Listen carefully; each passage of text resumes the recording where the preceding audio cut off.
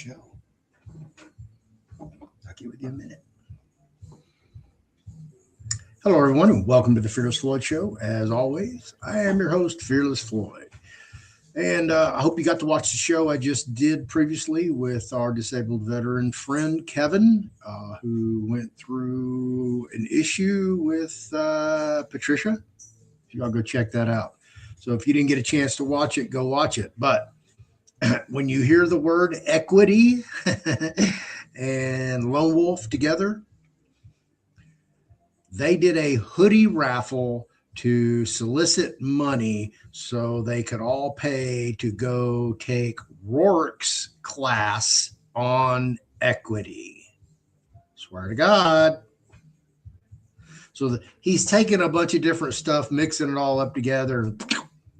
I got that special trust. If you can't like Google or do a search and that trust pops up and it tells you all about that trust because it's some unique sounding trust, some special trust with special sauce, turn around and run. It is what it is. Sadly. If you follow me, you listen to me, AI is not the race.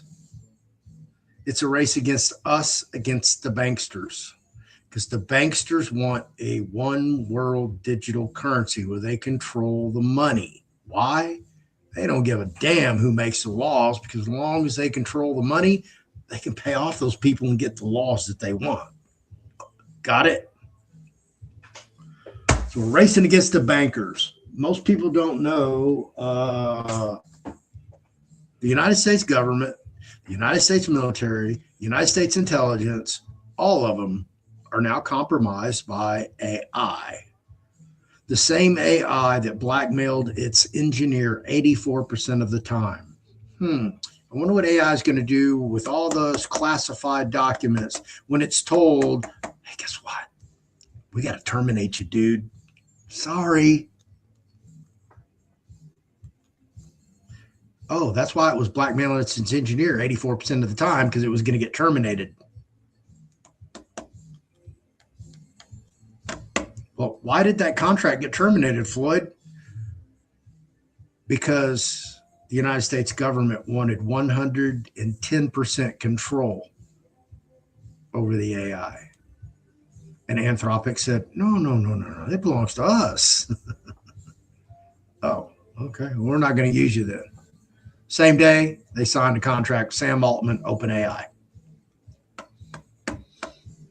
So now we'll have two AIs in our government, our military, our intelligence. What could possibly go wrong with that scenario?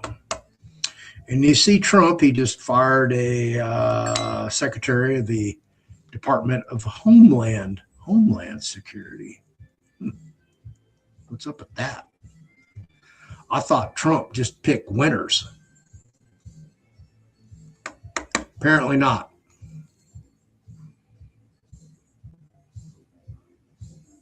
I'm at the point now where if you're running for office in the traditional platform for Republican, Democrat, Independent, Libertarian, throw a political party, you're trash. Sorry. Because you're a whore to the almighty goddamn dollar bill. And you'll do anything for that money from your donors so you can get elected, so you can continue the race, so you can get those little yard signs printed, so you can do more social media, so you can pay for the gas to go to all these events and sacrifice your livelihood to get elected.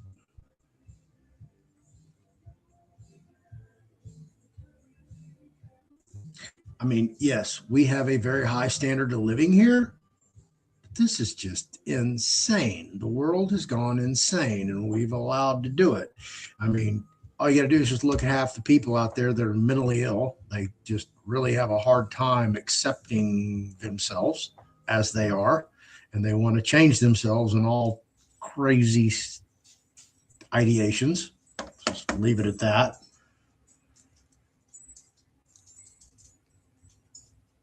I mean, literally, when you have white women hating white people, I mean, that's a pretty good psyop right there. You got to admit, right? How they managed to feminize the males, and there's no masculinity out there. Once upon a time, if you were good looking, had a nice body and a nice tan, man, you picked up the opposite sex, like, well, sometimes the same sex, but yeah, like that.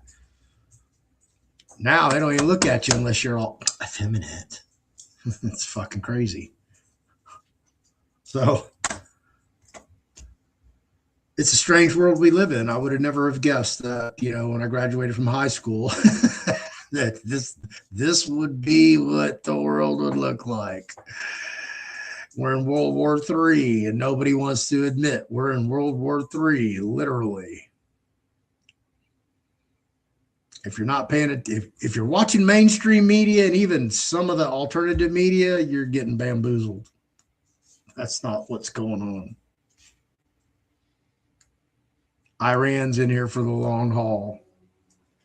I keep telling y'all they have 2,200 kilometers of deep underground military bases full of drones, full of missiles, full of aircraft, helicopters, planes, jets, prop planes, submarines, naval vessels. Man, I can go on and on and on and on.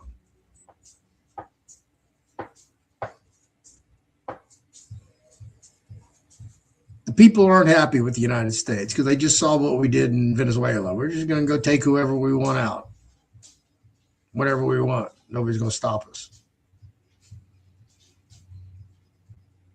In a year, Trump has managed to piss everybody off in the world. If you wasn't with the tariffs and the sanctions, it was something else. Insults, regime change, on and on and on and on.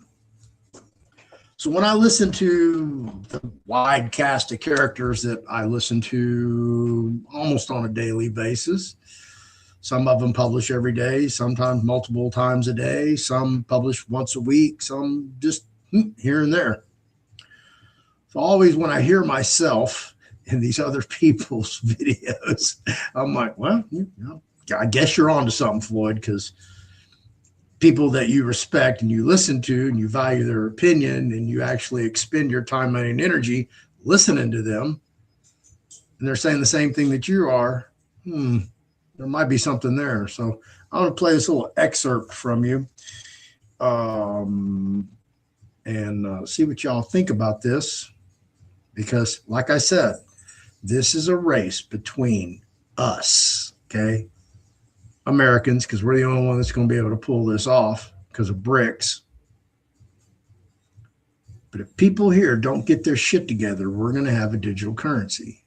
And everything that you do is going to be monitored. If you want to go buy a Snickers candy bar because you're hangry, guess what? You're obese.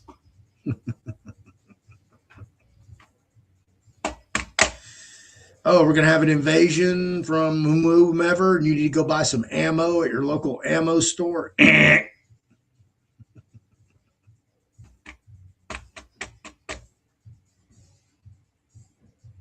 You'll see. Probably when you see it, it'll be too late. You'll probably come find me, Floyd, I wish I'd have seen your video. I know. I hear that a lot. Wish I didn't have to hear that a lot, but I do. Get y'all black background. There we go. And let's expand our minds. Are you ready? So who then is going to pay for the promises we made about the future? No one knows the answer to that question. And that leads me to part 3, which is geopolitical uncertainty. So part 3 really complicates the markets because now we're looking at much bigger forces. And this is what I've been talking about in my last few videos about the New World Order and the New World Reserve Currency and all the things Ray Dalio's talked about. So let me sort of paraphrase. For decades, the global financial system worked because everyone more or less agreed to the rules. That's why we called it the global rules-based order. Because after World War II, the world settled into a structure that was predictable.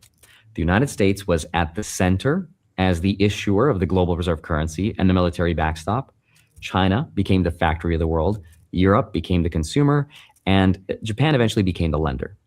And that created something markets love, which is predictability. Predictability is what allowed this leverage to exist and to build everywhere without blowing up the markets, because investors assumed this would keep going forever. What changed is our assumption of how long this rules-based order would go on.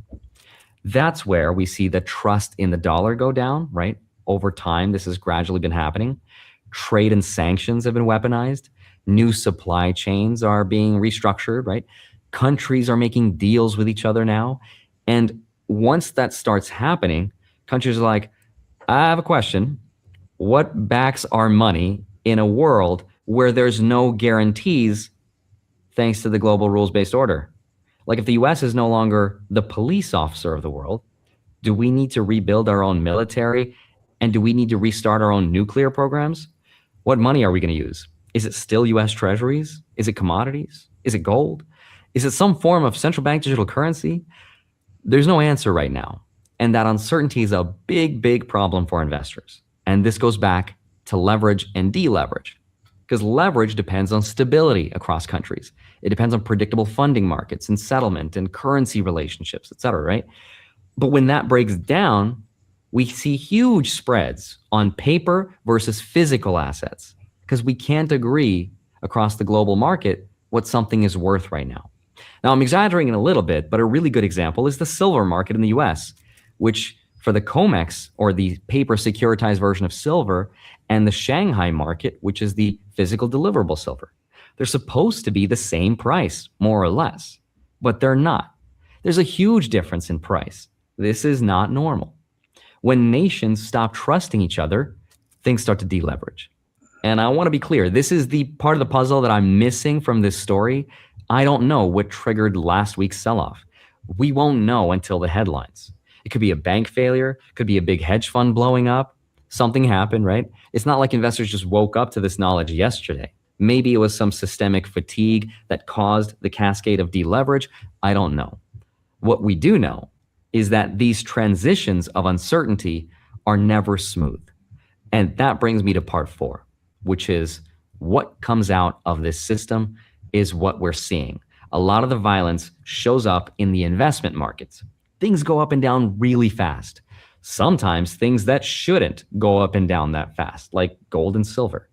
And it shows up first and most violently in markets that are the most liquid, which are markets like Bitcoin. And so part 4 is the symptom. And this is why I love investing and talking about this stuff, because in a way, all of this stuff, stocks and crypto and all these markets, it's a way to peek into the future, because this stress has to show up somewhere, and it shows up in places where people are betting their money. So the markets are just a reflection of what we expect from our future.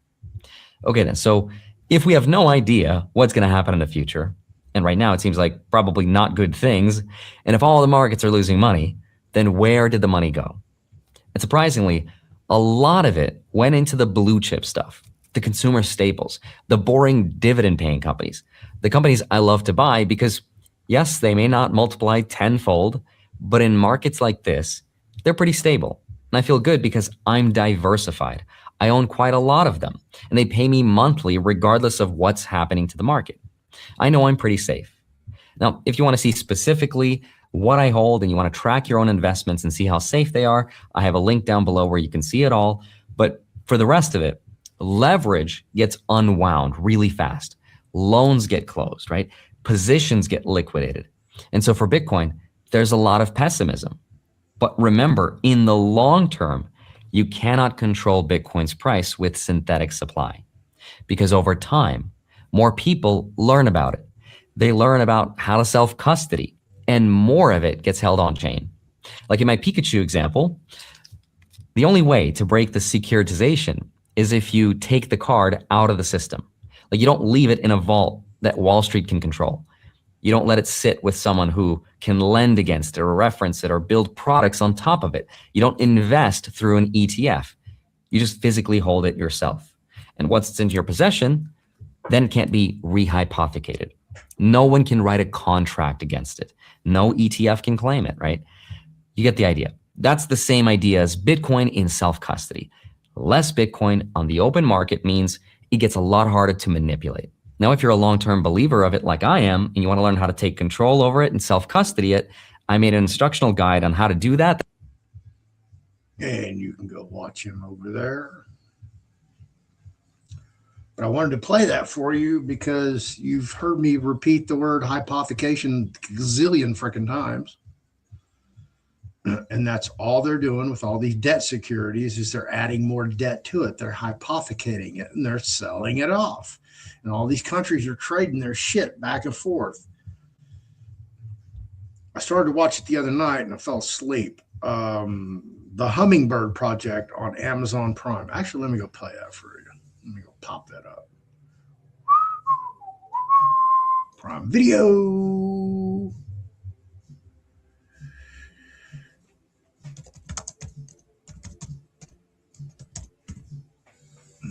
There we go.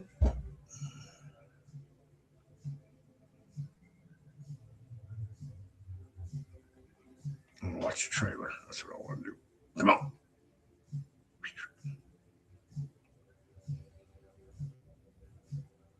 All right.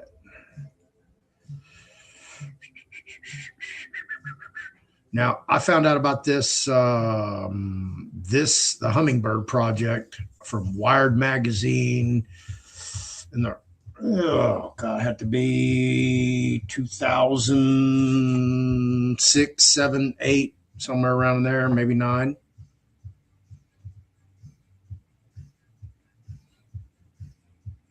How straight are we talking about here? Whatever's in the way, we got to dig through. It's got to be a totally straight line. Mountains, Straight. rivers, Straight. swamps, straight. Straight. Can I ask what the purpose of that line is? Our purpose is to get the stock market quotes in like 16 milliseconds, which is 1 millisecond faster than everybody else right now. Okay. Then what happens? Roughly $500 million a year. Why didn't you go to Evatoras? Evatoras uses human beings like disposable assets. I can make your life hell if I decide to. You want to buy a 12-inch strip off of my property? Under your property. It looks like they're building a fiber line between CAX and the New York Stock Exchange. I know, Jenny. I am looking at it. We're gonna do this in less. I already told you we can't. Oh, yes, we can. Do you think she's trying to build her own line? I just made $500,000 in 5 seconds. We can't let her beat us. I'm doing everything I can! Tell me your dream, buddy. Country home on a hill, small road, hummingbirds. All right, say it again. Country home on a hill, small road, hummingbirds. I know you can do it. Yeah. Okay.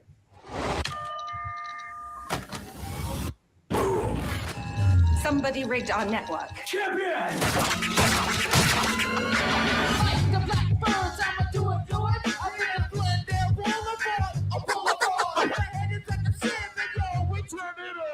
Mr. Zaleski. Mr. Zaleski, stop. You betrayed me. Now you have to pay. Why is she putting up cell towers? They're trying to screw us. I'm gonna tear you down. I'm going into my meeting right now, but I'll call you in 2 or 3 hours. Could you send all the paperwork over to my office? I'd love to have this done by the end of the day.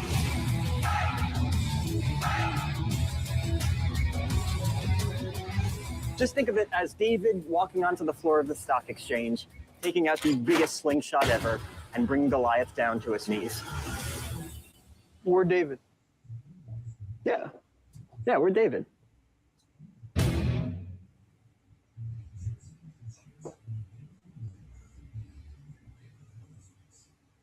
The Hummingbird Project. Basically, what they wanted to do was build the quickest methodology to communicate with wasn't the stock exchange, it was the commodities market in Chicago. So they're trying to beat the traditional way that everybody else was using, even the public and all the stock traders and all that stuff. So they got it right away and they built it and they became, 15 milliseconds faster. And that was worth 500 million a year. Yeah, milliseconds. So a lot going on there. We go stop sharing. There we go. So I want to play that for you, give you an idea of what's going on, how it's really difficult, to beat the system. And that's what we're up against, the system. And if we don't maintain some type of currency where we can trade it back and forth, hand deliver, we're going to be done for. So that's the real race. It's against the banksters, the Larry Finks, the BlackRock, Smith Street, State Street, all of them. So hope you learned something. Hope you heard something. New World Order, it's coming. I don't think we're going to be able to stop it. They have their own agenda. So there you go. Thank you for coming over here, spending your time, money, and energy with me. Ann has not put up a new March special offer, so I don't even know what it is. She's hopefully busy writing Introductory to Trust. And we're reformatting everything with the website and the classes and the whole structure. So look forward to seeing that coming out. Thank you, everyone. I don't know when I'll do another video. I know Stephen Gladstone wants to come back on, Lethal 22, all about the numbers game, how everything in the secret societies is about numbers. All you got to do is just add it up. 1, 2, 3, ABCs, 1, 2, 3, and just do that. Do the math. Tell you everything you need to know. God bless everybody. Thank you for watching. Y'all have a good night.